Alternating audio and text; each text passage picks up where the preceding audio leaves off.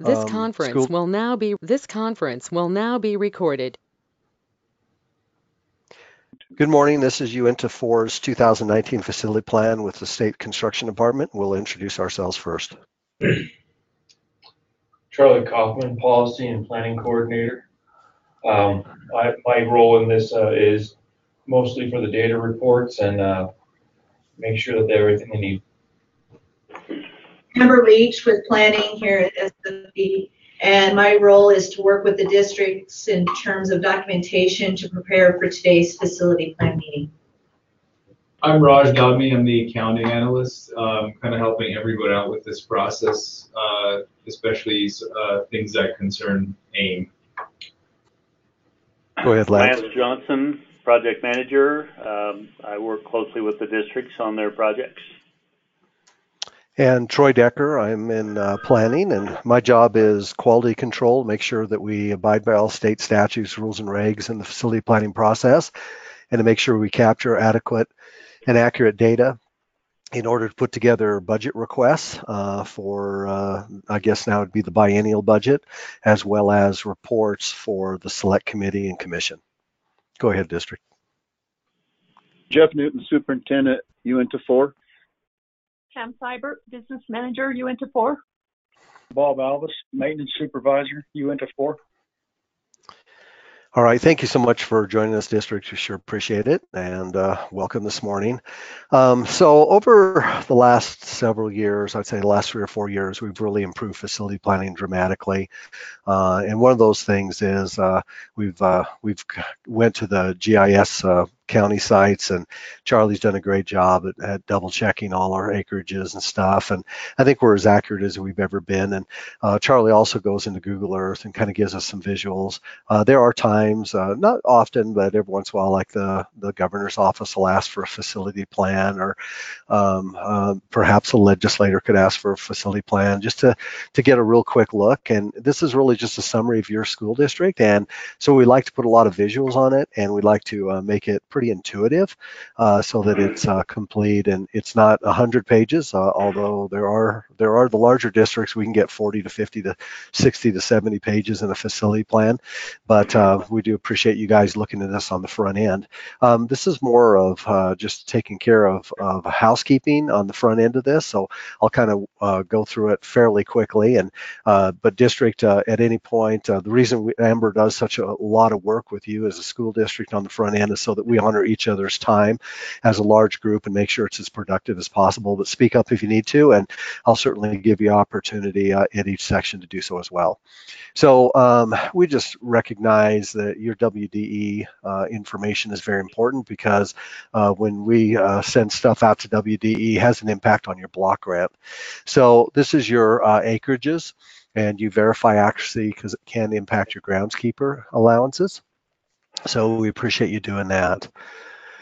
So I just said AIM database is up to date here, and we're looking good on that portion. Property profiles, you've reviewed those and verified their accuracy, and that's important because the square footages attached to each of these buildings, even though we do allowable based on ADM, those square footages are important for your major maintenance payments. And also WDE, we report, Charlie's been doing that on a yearly basis, we report to WDE, send information over, and then that impacts your operations and maintenance payments. And so thank you for verifying that as well. You've reviewed your building leases, and these are important because if your ADM's high enough and someone outside of your district, like BOCES or something, is leasing a portion of your building, then that square footage can actually count for allowable square footage. So if your ADM's high enough, you can get major maintenance for that portion as well, and that's an important part. You've reviewed your enhancement. This is a report that we need to go each year and report to the select committee. This is becoming more of an issue with the legislature lately, which is kind of interesting. And you can imagine why. I think that they're looking at the available funds, and basically they're saying, I don't know what they're doing. I think sometimes they want to compare square footages, or not square footages, but actual available funds for enhancements, and see, what districts are doing and how much available funds do they have above and beyond their normal operations in order to enhance things.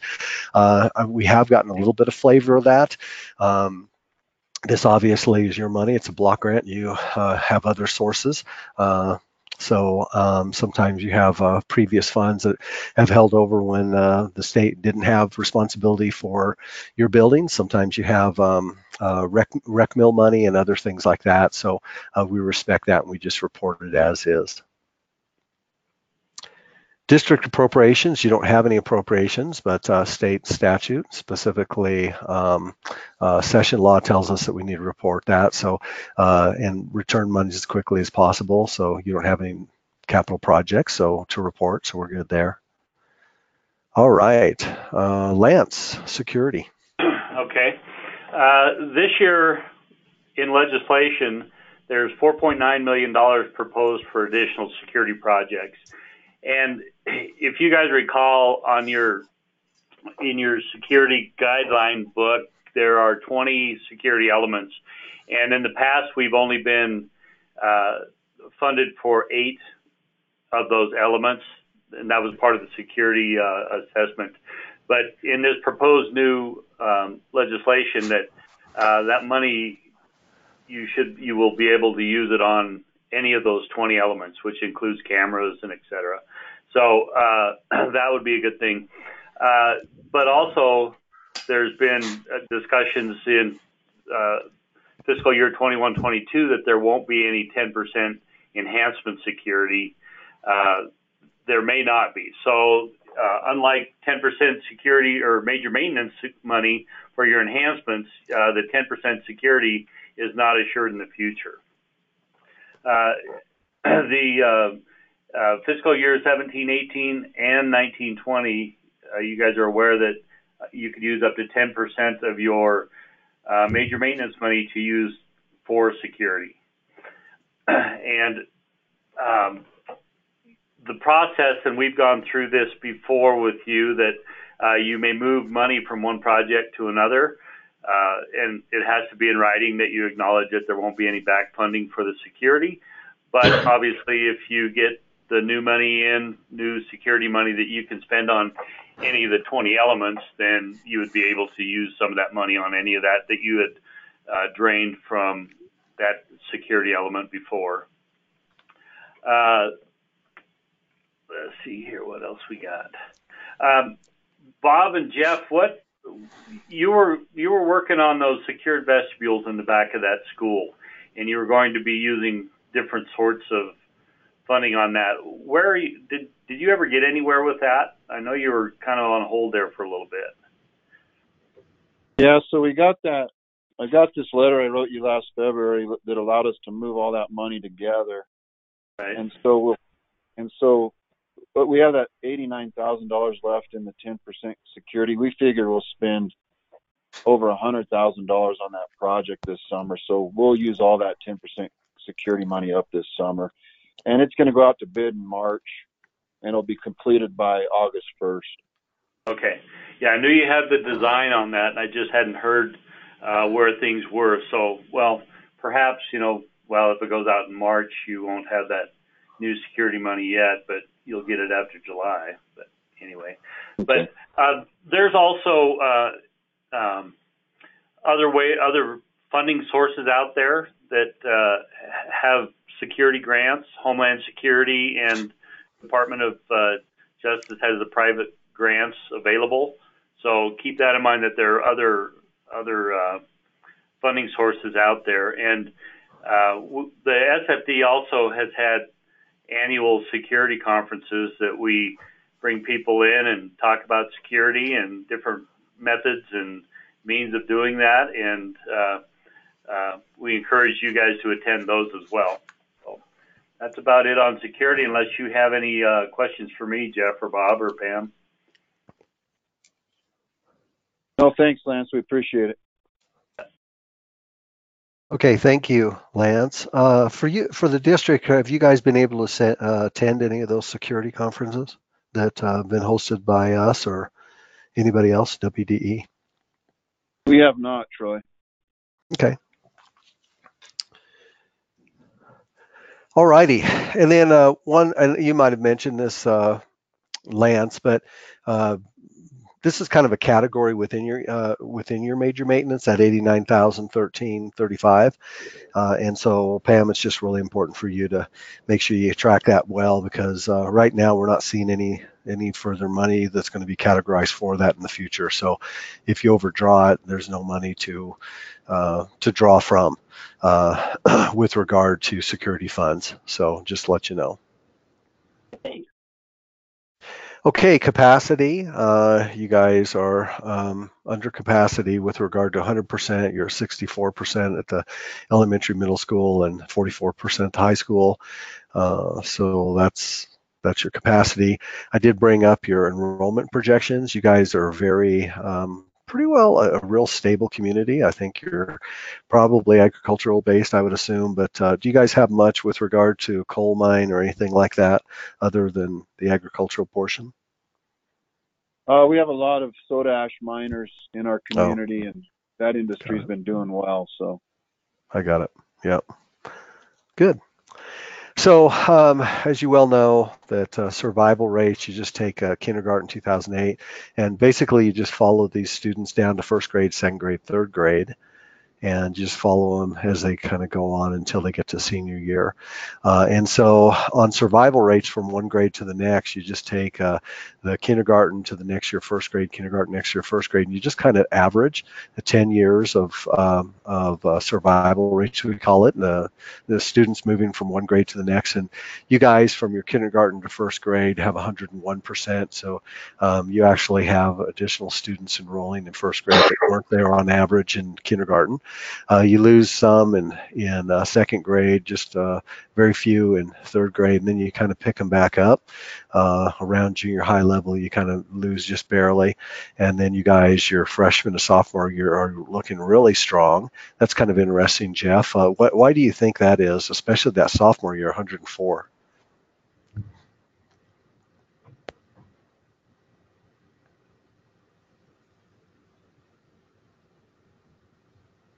Are you still there, Jeff?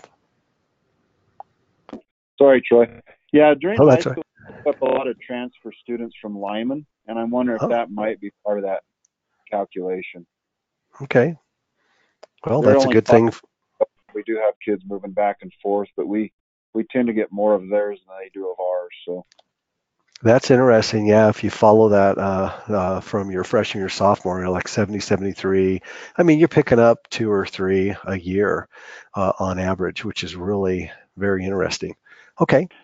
Hey, Jeff, I'm just curious about this. Do they physically move down to UIN04, or do they just enroll in your district and still live in Lyman or the surrounding area? Yeah, so the non-resident students will still live in Lyman. They'll just get permission from both school boards to attend the different district. Then we do have some physically move into the district, but more often than not, it's just they stay in Lyman and just attend in Mountain View. Okay, that's interesting. Yeah, it is. And do you have a line for busing? 2 buses come up and just students transfer one to the other, or how do they work that? Or do they have to come and parents have to bring them? Yeah, we make the parents provide the transportation just so we don't get messy with the transportation funding, So if they're going to come over to Mountain View, we do ask them to bring their kids over, and they do. So Okay. Junior year, you lose some, obviously, here, and then you come back up 98 and you gain some more for graduation. And then as I was looking this today, you've got a really persistent or consistent enrollment. It's just slowly climbed here. I think the high where there was 851, and what year is that? 2016, and you guys have kind of dropped off a little bit. But overall, your average is 797. You guys are up in the last 4 years, which is wonderful, or 5 years even. And so very stable community. I'm sure that makes it a lot easier, Pam, on and Jeff on doing budgets and kind of keeping consistent with regard to your personnel and all the other things you have to do with your budgets. It does help, and it's also nice knowing we don't have to bring a modular in to house kids for school too. So we got a lot of capacity left. Yeah. All right. Well, we're happy too when you don't bring modulars in. Oh my. Okay. So capacity. By the way, Charlie is leaving us. He actually just took the business manager's position in Wheatland, and this is his last week. Yep. So go ahead, Charlie. Why don't you lead us on the statewide capacity? Every year, the SSC asks us to prioritize capacity needs throughout the states per their rules and regulations. High capacity needs being above 100%, medium between 95 and 100%, and low between 90 and 95%. And so one of the biggest changes from last year to this year is the SFC's move back to a restricted capacity of 16 students in a classroom in the kindergarten to third grades. And you'll see that that brought up a lot of capacity needs in the K5 and K6 configurations. So that's basically the biggest changes for this year, but that's our capacity needs for the state as of the January 9th. So I just said district has sufficient capacity for enrolled students. You guys do not have a charter school. Condition assessments, you guys have been around long enough to know probably what FCI scores are, but the higher the FCI score, the more the deferred maintenance that it measures percentage-wise. And so for FCI scores across the state, this is just page 1 of 400 and some educational buildings. Maybe I can make that a little bit larger. And so you can see the 0.7 is the worst one. That one's already torn down and being replaced, or at least it's in this budget. And then it kind of comes down to 0.32. And then I didn't see you guys anywhere on that. You guys have pretty good buildings.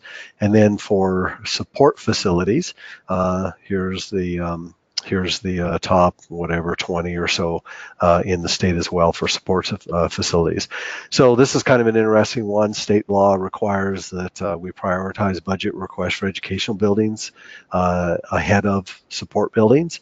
With the downturn in the economy, fewer dollars going toward facilities, these are going to be an interesting adventure because it's going to be pretty hard to justify asking for capital funds for support buildings with the limitations of monies for educational. So these probably will have to be taken care of by major maintenance predominantly, and maybe some component project requests. You guys, your buildings are just in excellent condition. Very, very nice buildings. There's your educational buildings and then your support buildings. And you guys are doing just a fantastic job. So with that, anything more the district would like to talk about with regard to condition of your buildings before we go down to major maintenance? All right. We don't have anything, Troy. Okay.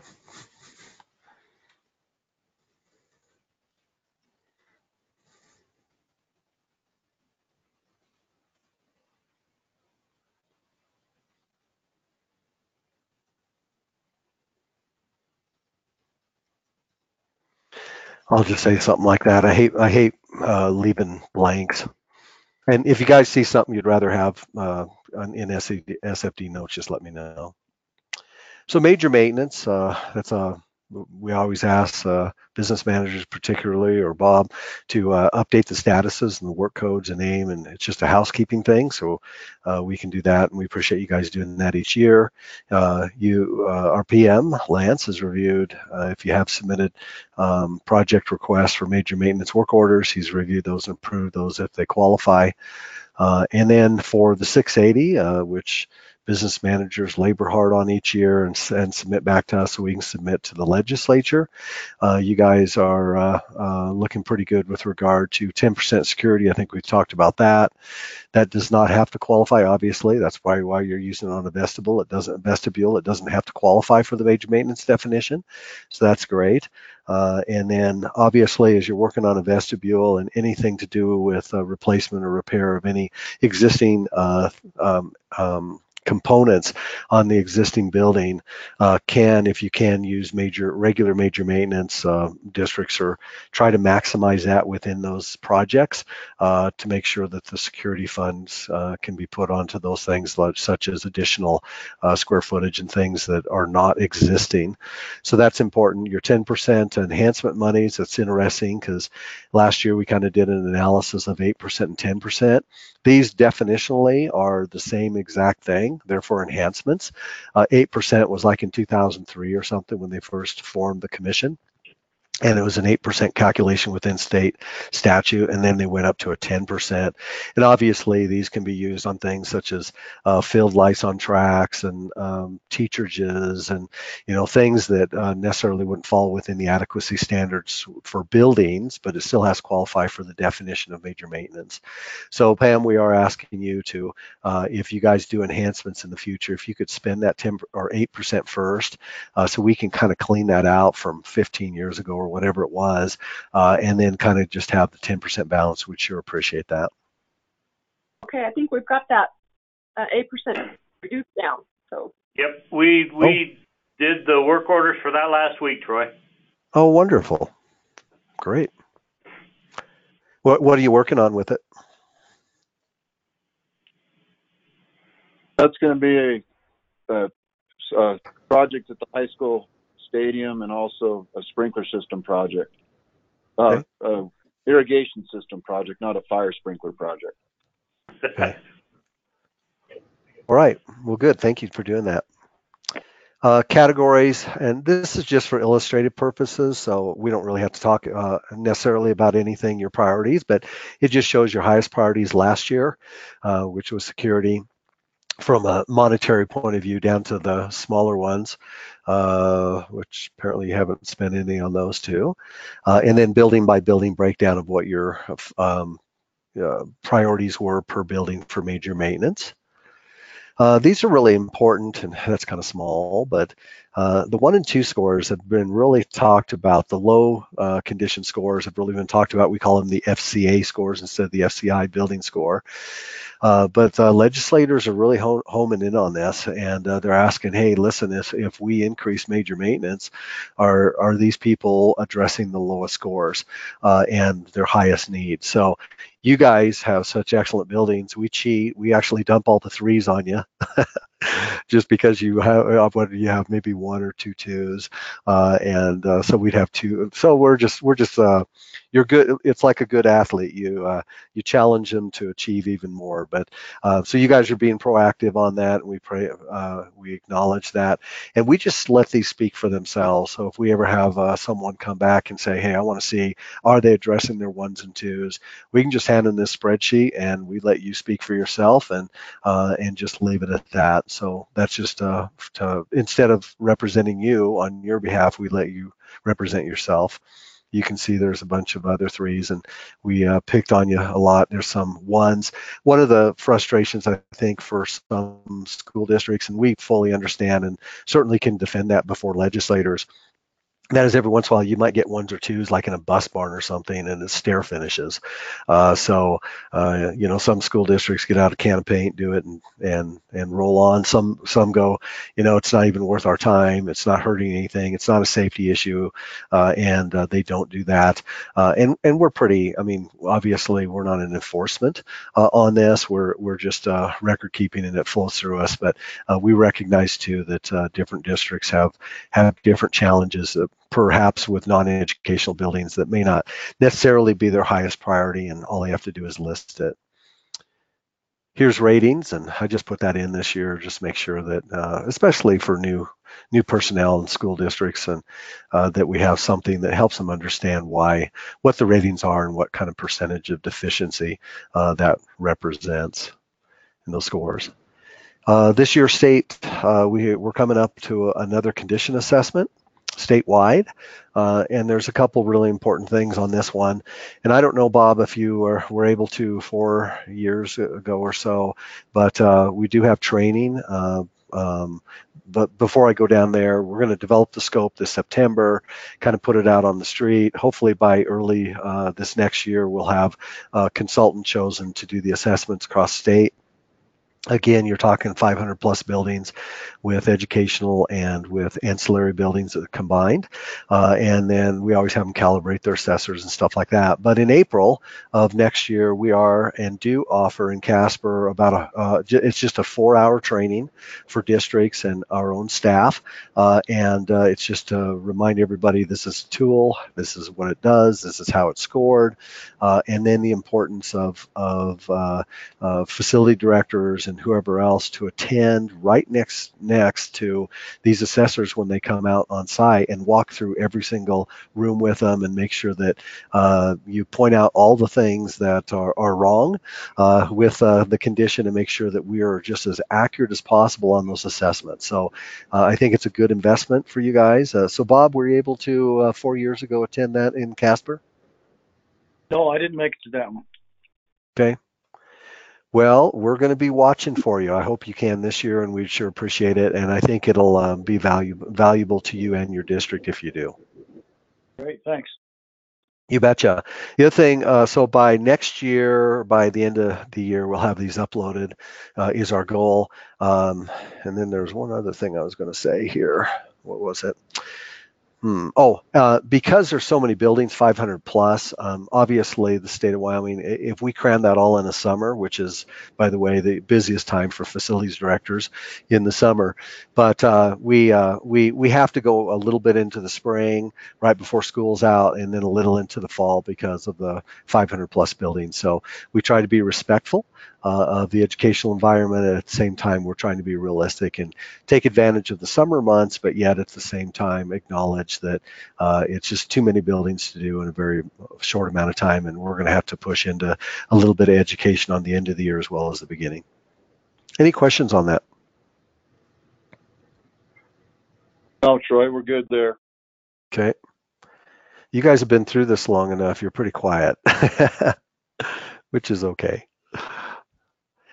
I think, guys, I can't remember. Have you put in for component projects in the past? No, we did that big roof project over the last couple summers, but we actually had enough in major maintenance where we didn't have to go to component level funding for it. Okay.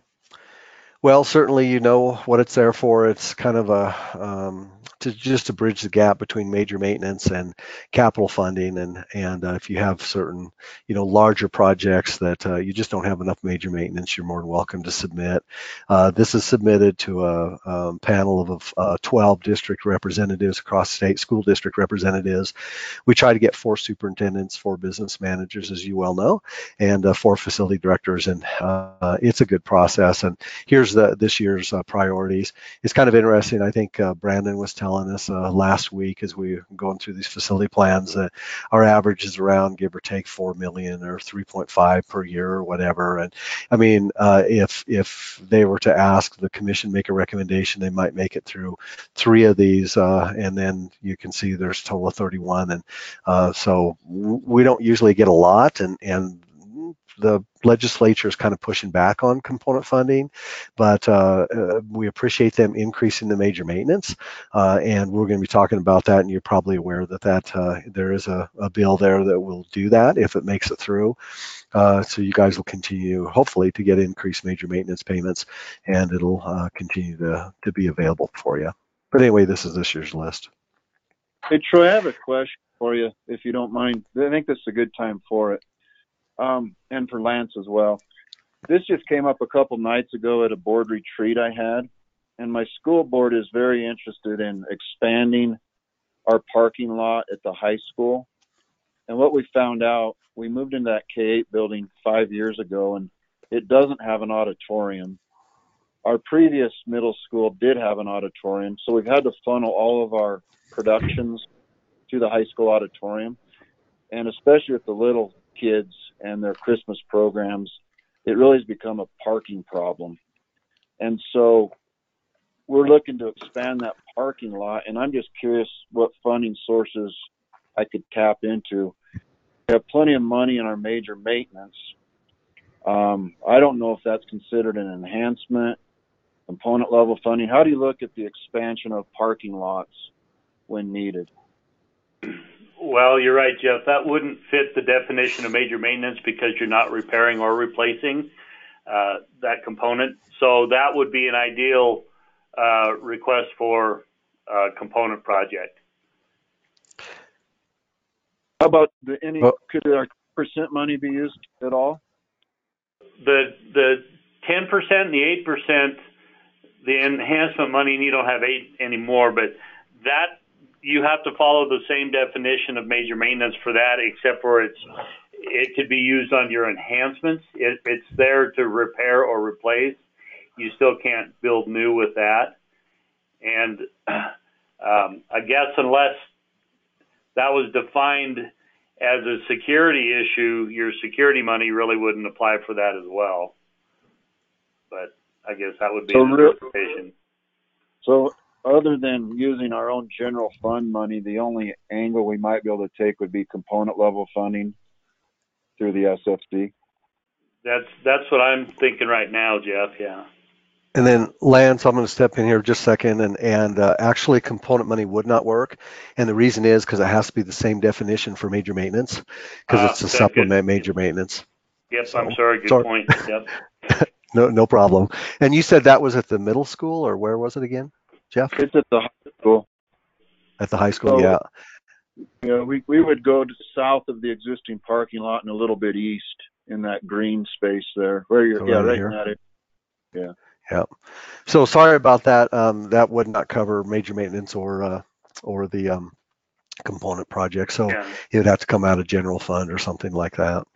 And thank you for that correction, Troy. No problem. Hey, one last question on that then. If we did use general budget money for the project, and that would be considered an enhancement, we could then use our 10% money down the road to maintain that. Is that correct? Yes. Once it's existing, Lance, can't they just use regular major maintenance on parking lots? Yes. Okay. So it wouldn't have to be. We go would ahead. pay for the extension out of general budget, and then moving forward, we could use major maintenance to maintain it. Yes. Yes. Okay. Thanks, guys. You betcha.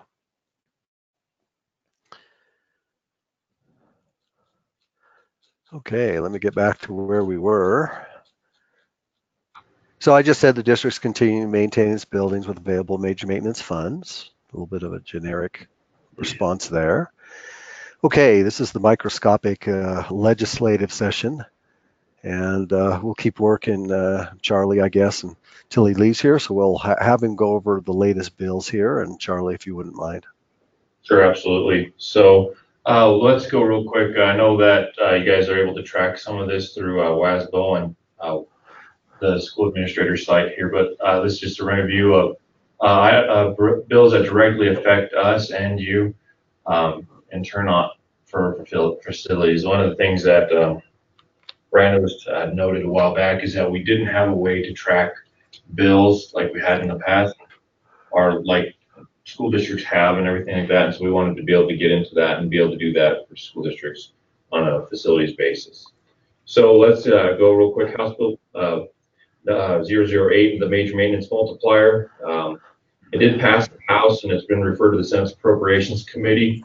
But basically that's an act modifying the major maintenance formula that's increasing the current replacement value percentage from 2 to 2.5%, which will increase the major maintenance balance by $20 million in fiscal year 2023, and then by 3% every year after that, which is about $600,000 a year after that. So that money will trickle down if it does pass to the district for more major maintenance. Let's go House Bill 52, Public Works and Contracts. That one has passed the House and was received for introduction in the Senate. But basically, this one has to do with the procurement of furniture and movable equipment for capital construction. So basically, this says that if you have to write the specs. The architect has to write the specs to include equipment from Wyoming providers as well. So that way they'd have the opportunity to be able to provide that for any of those projects. So let's go real quick. House Bill 65 passed the House, also in the Senate. Basically, this is an act relating to the administrating of for procurement. Basically, bonding goes up to $50,000 on all projects. Architect engineer procurement would be also done at that $50,000 level, the formal process. So from 0 to 24,999, the district would be able to go out and select an architect or engineer for a project without having to open it up. Between $25,000 and $49,999, they would be able to then just solicit 3 proposals from different architect engineers without having to go to a formal process. After 50,000, that formal process kicks in. So one of the other things that they are trying to clean up in this, to make everything standardized in all the construction industry, is the advertising times. That has been all over the board in the past. They are trying to get that to just a minimum of 2 weeks. And obviously, if there's a more complicated process, they can advertise longer, but now the restriction minimum is now down to 2 weeks. House Bill 78, the major maintenance funding quarterly payments, that actually passed the House as well and is in the Senate. But basically looking at doing quarterly major maintenance payments, and that would take place starting July 1st, 2020. Okay. House Bill 80, excuse me, House Bill 79, just more than anything talking about and just interfund loans to the school foundation program. Not really a lot on that one. House Bill 80 is our construction, don't move too much on that, Troy.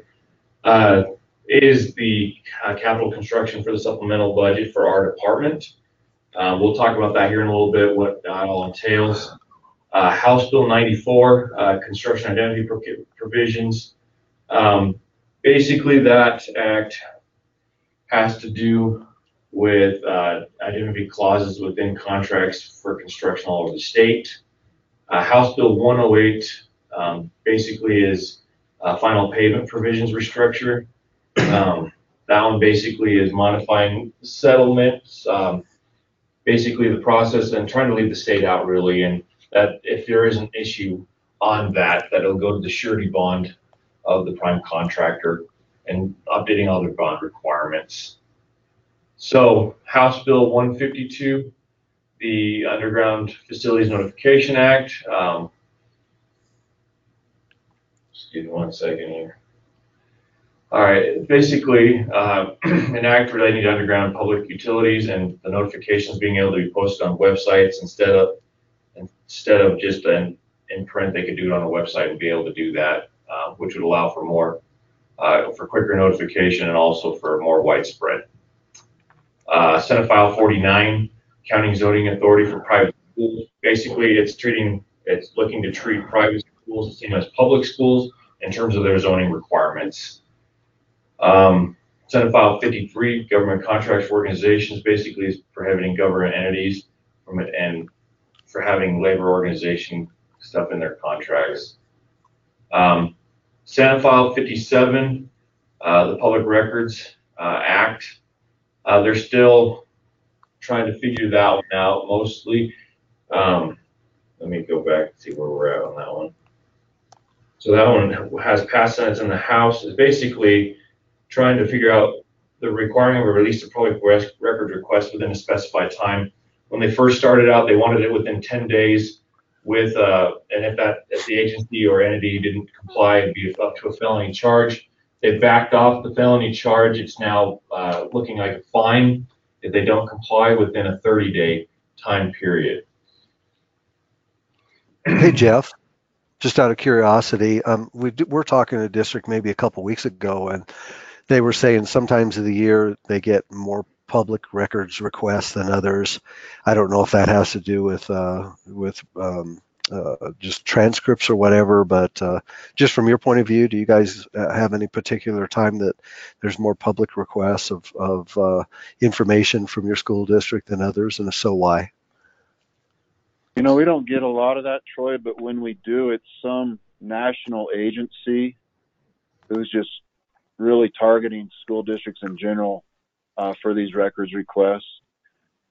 And we get them about the same time other districts. So you can tell these agencies are targeting maybe districts in Wyoming all at the same time with these, and their email requests. And so Pam has to mess with it more than I do. And we've talked to our school attorney about, you know, how to handle those, but very little local interest. It's always from a national agency that's just hung up on transparency, basically. So interesting. Okay, thank you. Yep. Okay. Senate File 64, School Safety and Security. It has passed the Senate, it's in the House. But basically where it's at right now is an act requiring that the WD in consultation with the Homeland Security, the Fire Marshal, and then our department will come up with standards for school security. Senate File 74, Professional Service Procurement. Basically, is giving a preference, a heavy preference to Wyoming resident firms, architect, engineering firms. Basically stating that 50% of the work must be done by in-state companies. Excuse me, lost my train of thought there. That one also passed the Senate and the House. Okay, next, so Senate Joint Resolution number 1. Basically, our state legislature is trying to petition the United States Congress to be able to exchange public lands and landlocked areas for different lands, and being able to do that. And then the sale of those lands then would generate income for the school foundation account. All right, Senate File 103. This is a big one for our department especially. Basically, it would expand the current Select Committee on School Facilities into a super committee, and also including the CEM division of our department included in this. So both divisions would report to the super committee. More reporting requirements on our end, but basically a different different committee that we have to report to. Senate File 105, basically public procurement pricing transparency. So that basically any public entity shall be required to release procurement documents on anything over within the last 5 years. Excuse me. And Senate Joint Resolution 10007, constitutional amendment the amendment to the state constitution, saying that basically the onus is on school districts to provide funding for the maintenance and construction of all facilities. And then I have not been very familiar with that. Senate File 137. Let's go look at that real quick. And then obviously our House. So the other one thing with House Bill 80, they've also included all those items into House Bill 1 and Section 313. And it's basically, that's where our budget's going to lie, it looks like at this point. For some reason, they changed course midway through and decided that they were going to include our request within the main House bill budget and the Senate file budget as well. That's it on that. So then, talking about what's actually in Senate or House Bill 1 or House Bill 8. So we have a few let's zoom out a little bit here. There we go. So these are the projects that are requested in our current supplemental budget. Construction dollars for the Satellite High School in Rock Springs, and then the John C. Schiffer School in Sheridan 2. Reappropriations for the Shawnee Modular. Basically, a couple years ago in Converse County number 1, we had 3 modulars that were ranch schools that got replaced. There was funding left over from that. That is basically the reappropriation of those dollars to replace the 4th ranch school out there, Shawnee. And for leases, we have the 2 charter schools, Montessori making sure that they get enough money for their lease for a full service lease. And then for the past charter school here in Laramie County School District number 1. Poder Academy Secondary School has qualified as a full-fledged charter school, and now is entitled to lease payments from the state for their current facility. And then the security projects that Lance talked about earlier, the $4.95 million, which will go to school districts for further security needs. And then the major maintenance, as our formula change, or as things change every year with RS means and with other things within that calculator, our costs go up $50 million to cover the cost for major maintenance. And that is where we're at. So Pam, you'll probably get like 999,000 out of that million. Nice. That could pay her salary, right? There you go. For 6 months. Yeah.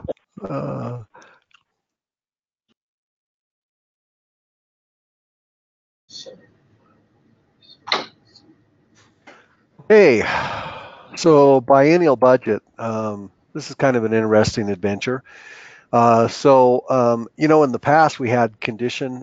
We'd submit to the commission for consideration of recommendations to the select committee, a condition list and a capacity list that we've showed you above here in the facility plan. And those two lists would pretty well stand independent of one another. And then when and if there was appropriations enough for a project on that, then we'd also deal with educational suitability simultaneously as capacity or condition was addressed.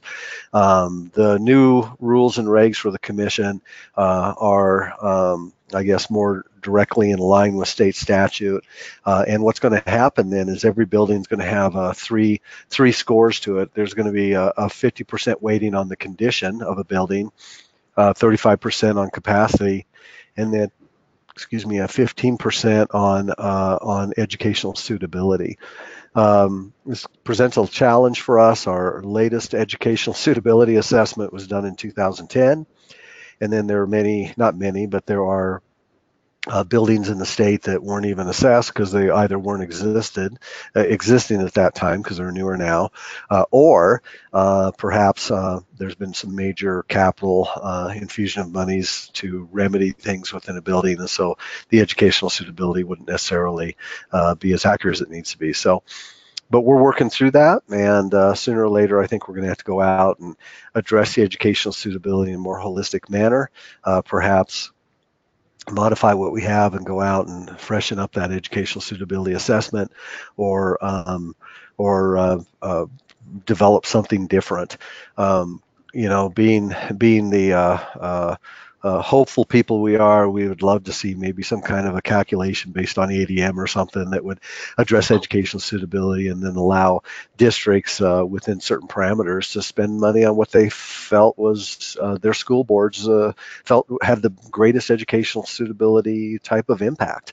But with accountability and stuff to the legislature, I don't know if something like that would ever happen, but that would be the simplistic form of it, and then we'd catch it obviously on the next condition assessment as we came through. But so we don't know what all that's going to look like, but there you go. One single list with all the buildings in the state of Wyoming for educational buildings, and then those three weightings. Any question on that? No, we're good, Troy. Thanks. Okay. All right. I think we're pretty well covered there.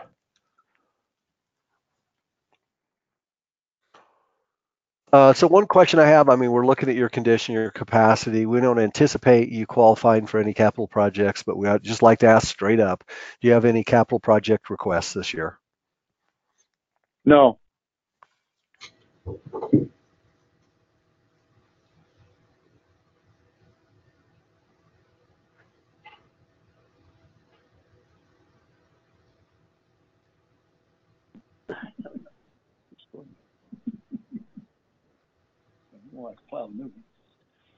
Someone's giggle there.